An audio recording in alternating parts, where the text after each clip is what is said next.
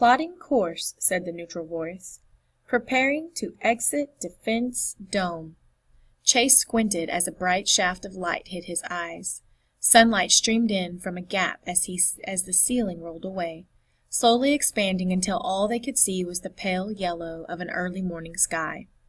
Without Parker touching anything, the vehicle rose up, gliding out of the chamber and above the gray structures of the compound. Beyond it, the grass forest spread out in green waves.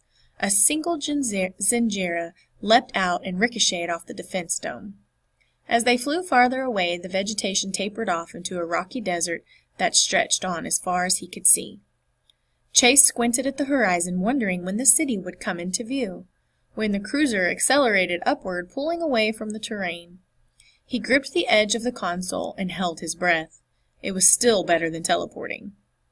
"Extraplanetary launch point in 30 seconds, said the console's voice. Launch point? A spike of adrenaline shot through Chase as he looked at the jungle of information on the console. "Where are we going? I thought you said we were going to the city." Parker's mouth curled up in a sly grin. "It's a city." In 5, 4, 3, 2... With a sharp turn, the Star Jumper rocketed straight up away from the ground. Through half-closed eyes, Chase could only see the ochre-hued sky in front of them. His stomach flattened against his spine. "I'm gonna be sick," he groaned. "No way," said Parker. "This is the best part." He looked down at the console. "About 20 more seconds until we leave the macrosphere." "What? Just watch." Chase tried to lean forward, but the force of their flight pushed him back into his seat. "Initializing gravity generator," the neutral voice informed them. A moment later, although they were still flying straight up, the gravity inside the vehicle shifted to the floor. Chase lifted his arm, amazed. It felt no different from when they'd been sitting inside the vehicle at Parker's home. Outside the windows, the sky darkened quickly into black space. "Awesome," breathed Parker. "We've got about 15 minutes to go, so you can chill out for a while." 15 minutes until what?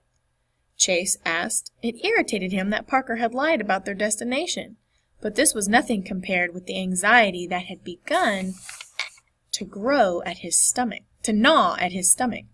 He had no idea how far from Trucon they were going, or if Mina could follow Parker's microchip this far, in case something happened. "Where are you taking me?" Parker leaned back in his seat and smiled, saying nothing. Chapter 5. Chase glared out the front window as they traveled toward Parker's secret destination. Outside their cruiser, the dark expanse of space wasn't really dark at all. Peppered with millions of the tiny white speckles of distant stars and streaked with pale smears of far-off galaxies, it made him realize how incredibly tiny he was, and underscored how lost he felt. "You're a jerk, you know that? Tell me where you're taking me." For a split second, a hurt expression crossed Parker's face. Annoyance quickly replaced it. "Would you relax? I just want to go somewhere without her looking over my shoulder the whole time." "You mean Mina?" "Stupid machine," said Parker, stabbing at the console with one finger. "She runs my entire stupid life." "So you thought it'd be a good idea to kidnap me?" "I'm not kidnapping you. Calm down. I told you we're on a mission to figure out who you are." "Right, because that's what you were thinking when you lied to me about where we were going. Are you at least going to tell me now?" Parker hesitated. "Mercona." Chase shook his head. "What's that?" "Mercona, the moon. Trucon's moon." "The moon? What are we going to do there?" "I don't know. Have some fun. It's a cool place." "Have some fun? So this wasn't about helping me at all." Parker rolled his eyes in annoyance. "What's wrong with having a little fun? We can still ask questions. Look for things you might recognize. Did you forget about the blaster wound on the back of my head? I need to figure out who did that to me, not go on a vacation." Chase pointed at the console. "This was a terrible idea. Take me back."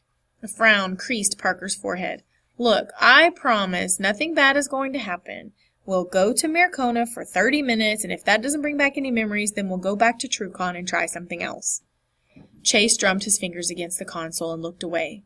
It wasn't like he could make Parker do anything. He'd given up that option as soon as he'd stepped into the space cruiser that he knew neither how nor where to pilot. There was basically no choice but to go with Parker and hope that something on the moon would spark a memory. And anyway, Parker was probably right. Nothing would happen. They'd be back in the compound before anyone knew they were gone. Fine, he muttered. 30 minutes. It'll be fun. Look, there it is. Looming ahead was the curve of a colossal tan sphere. As they zoomed closer to the sandy surface, a sprawling cluster of buildings came into view in the distance, their drab and featureless exteriors bleached out in the harsh sunlight. It doesn't look like much fun, said Chase. The atmosphere on Marcona's too thin to go outside. Everything's indoors, but it's supposed to be this really cool past-era resort. Parker leaned over the console again, scrolling through screens. You've never been? Not yet, said Parker with a smile.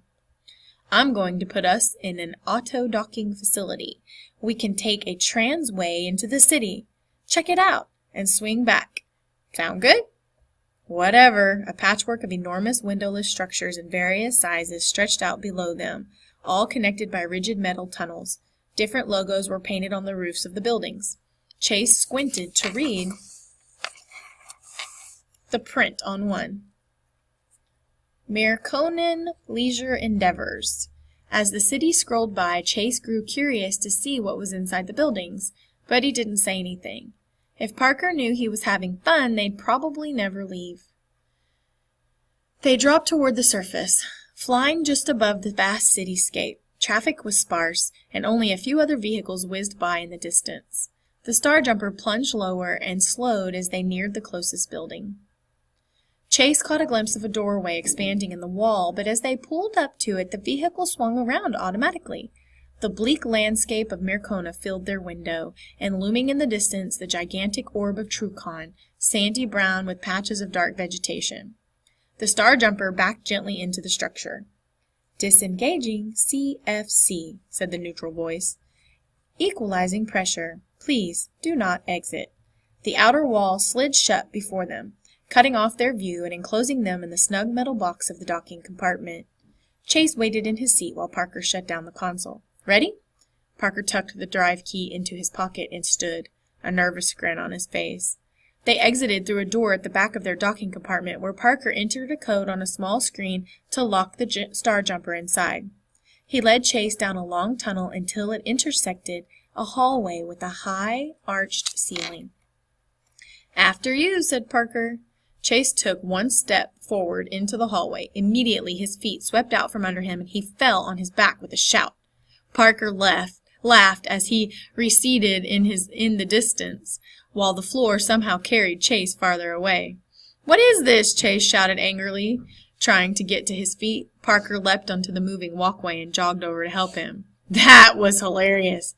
Jerk, said Chase, rubbing his hip where he had landed. It was just a guess, but I figured you'd probably never used a transway. I can't even tell that it's moving, said Chase, looking down at the stationary floor at his feet, as his feet traveled forward. It's a current moving through a layer of adamantine, explained Parker. See the blue lights along the wall? That's how you know it's a transway. Don't step over the line in the middle. That side's moving the other direction, he grinned. Come on. They set off at a brisk pace down the long hallway, passing a few standing passengers who paid them no attention. There was a wide opening at the end of the tunnel, and this time Parker gave a warning when the transway was about to end. They stepped off, and they exited the tunnel and stopped for their first real look at Marcona. Although there obviously had to be a ceiling somewhere, the interior of the building had been created to make it appear as though they were standing in the middle of an open park under a wide blue sky. A few ragged clouds drifted past on a gentle wind.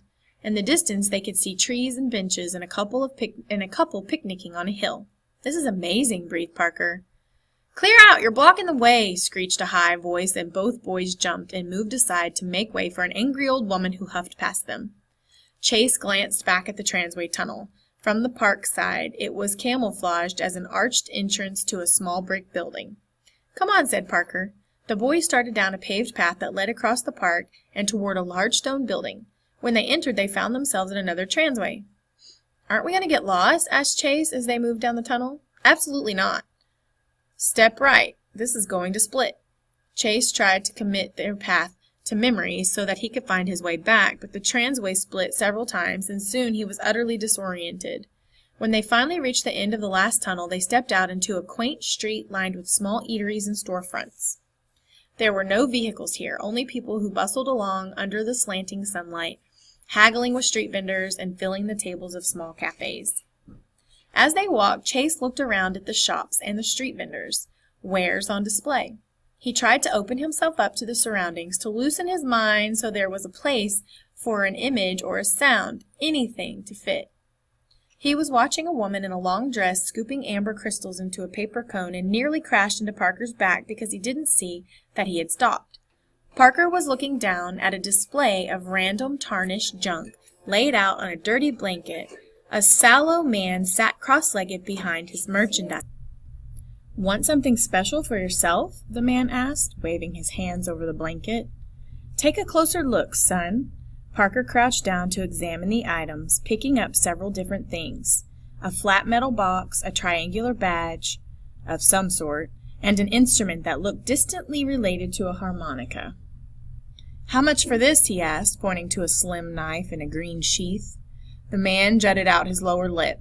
"That's genuine Fallacian craftsmanship, sharp enough to shave an atom off an apple. Can't give that one away for a song." "Try me," said Parker. He leaned over the blanket and picked up the sheathed knife, waving it in the man's face. "My daddy's given me extra spending money today." Chase watched over Parker's shoulder as the two haggled over a price. Negotiations were brief, and soon Parker reached into his jacket pocket and counted out a number of plastic chips. The man bared his ragged teeth in a leer as he took the currency. "Have a good day, boys." Parker walking away smiling. "How much did you pay for that?" Chase asked him. "Too much," he replied cryptically. After they had walked a little farther up the street, he added, "But not as much as I would have paid for this." He held out his hand and flicked his wrist, and something fell from inside his sleeve and into his palm. It was the badge that he had examined on the blanket, a dull silver triangle decorated with 3 horizontal stripes. "You stole it?" Chase looked back to see if the junk merchant was coming after them, but there were so many people in the street. The man was already long gone from view. "Are you trying to get us in trouble?" "Whatever. It was probably stolen to begin with, and he would have charged a lot more than I paid for the knife if he'd seen what this was. When he'd seen that this was what I was interested in." He tucked the badge and dagger back into his jacket. "I mean, don't get too excited. It could just be the access badge to a gasket factory.